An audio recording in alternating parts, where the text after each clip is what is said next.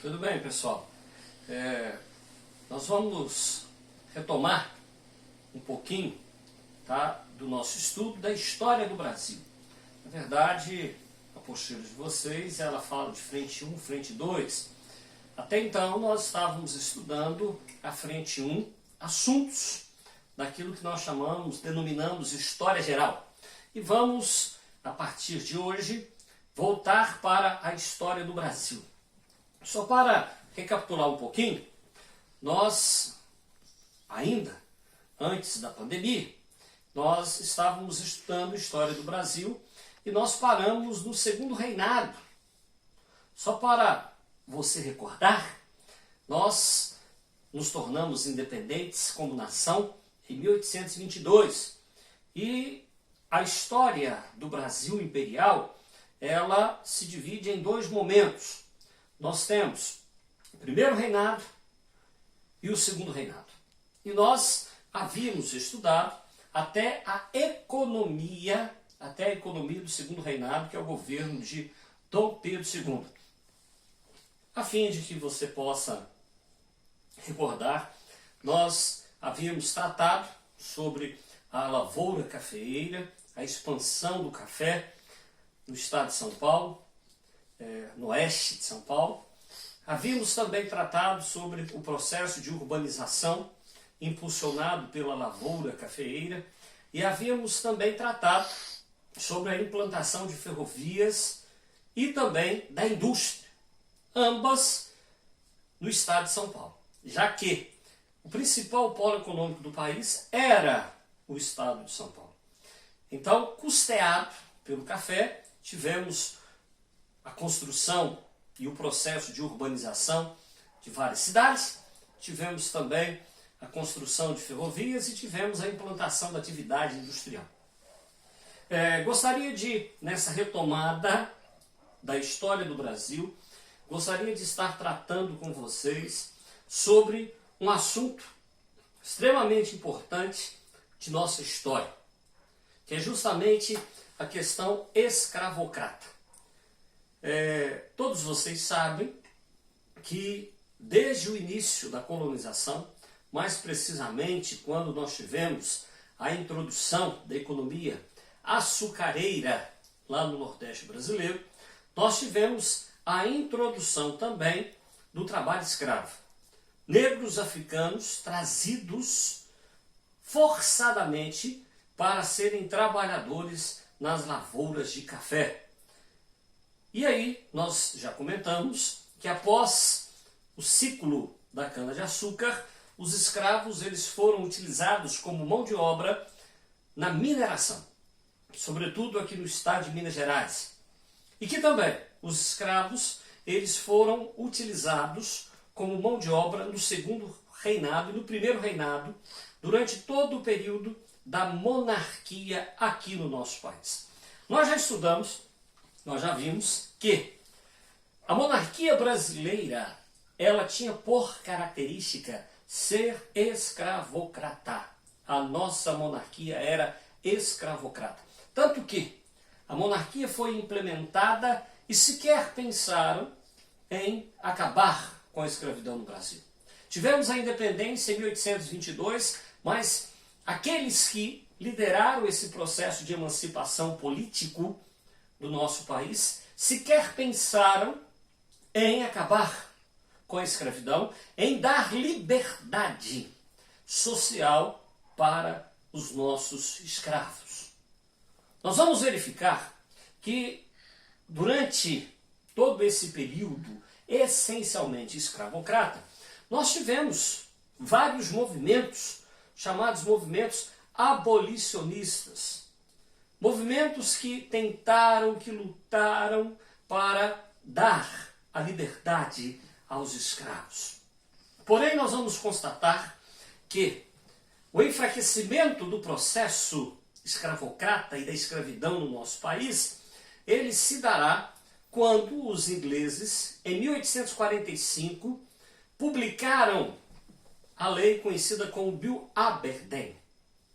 A Inglaterra, através dessa lei, ela proibia o tráfico de escravos. ou então o tráfico negreiro, como nós o chamamos.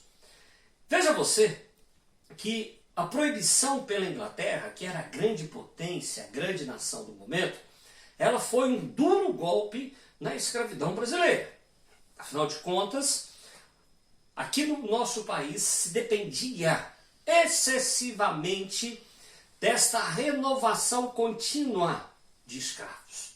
Ou seja, uma dependência contínua, exacerbada, acentuada do tráfico negreiro. Afinal de contas, o escravo, o negro aqui no Brasil, ele vivia pouco tempo. Pouco tempo. Nós sabemos que em função da precariedade das condições de moradia, do trabalho forçado, excessivas horas trabalhadas, 14, 15, 16 horas por dia, má alimentação e sem falar na saudade que o escravo tinha no seu coração, na sua mente, dos seus familiares, tinha de sua terra, de sua cultura. Afinal de contas, ele tinha sido arrancado e sabia que não mais voltaria para a sua terra, para a sua pátria. Portanto, o número de escravos que morriam era muito alto. O tempo de vida de um escravo aqui no Brasil, ele era muito curto. Geralmente um escravo suportava 10 anos de escravidão no Brasil. Muitos tentavam a liberdade fugindo das fazendas. Muitos fugiam e eram submetidos a castigos. Muitos fugiam e se organizavam em quilombos. Nós tivemos na história do Brasil o surgimento e a formação de vários quilombos no interior do Brasil, um sinal da resistência negra à escravidão. Mas, voltando, o Bill Aberdeen, essa lei aprovada pelo parlamento inglês, foi um duro golpe na escravidão. E a Inglaterra forçou o Brasil a aprovar uma lei semelhante.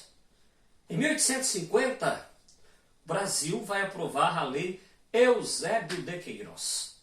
E essa lei Eusébio de Queiroz, ela proibia o tráfico de escravos para o Brasil.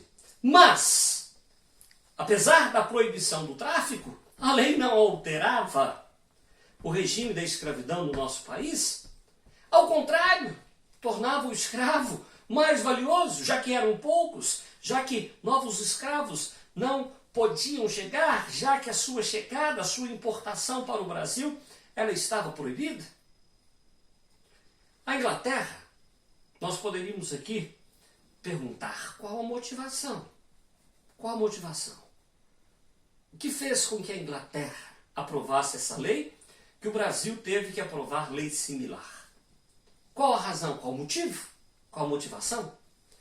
Alguns dizem que foi por razões humanitárias.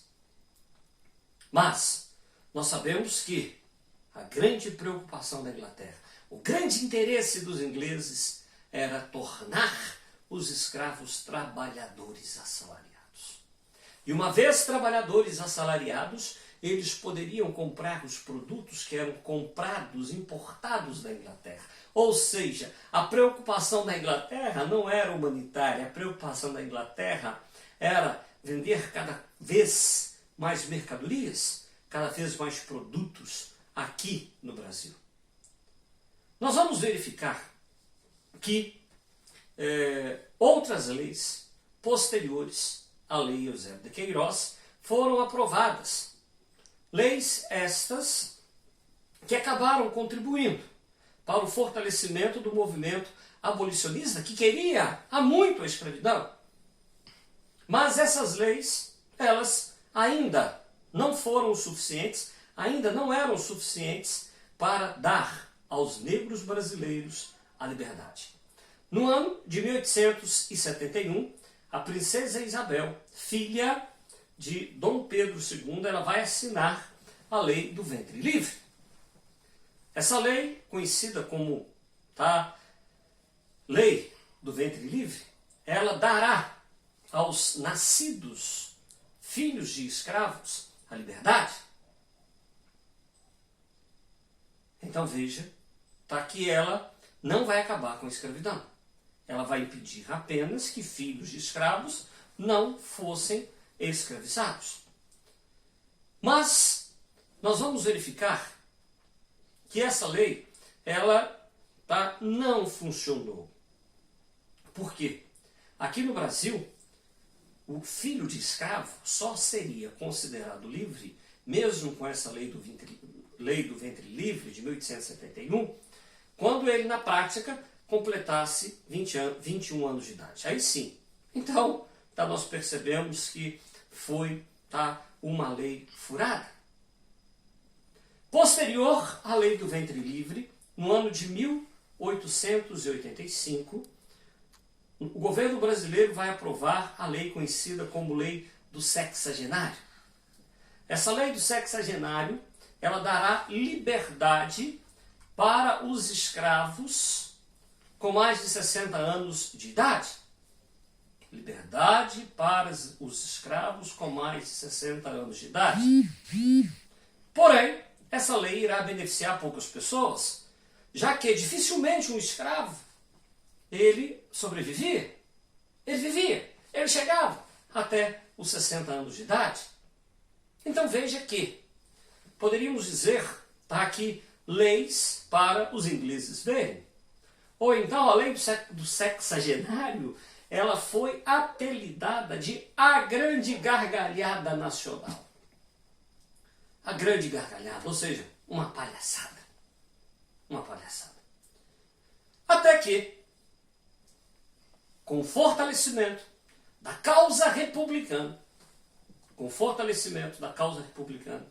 após a Guerra do Paraguai, que é o próximo assunto que vamos estar tratando, nós vamos verificar que o governo brasileiro, o governo de Dom Pedro II, ele foi encurralado. Ele foi empurrado para as cordas. E não houve alternativa para o governo brasileiro a não ser aprovar, em 13 de maio de 1888, a Lei Áurea. Foi uma tentativa do governo brasileiro de enfraquecer o movimento republicano, já que a República será proclamada no ano seguinte. Já que, após a Guerra do Paraguai, o Exército e vários setores da sociedade brasileira passaram a defender o fim da escravidão. Fiquemos por aqui. Um abraço.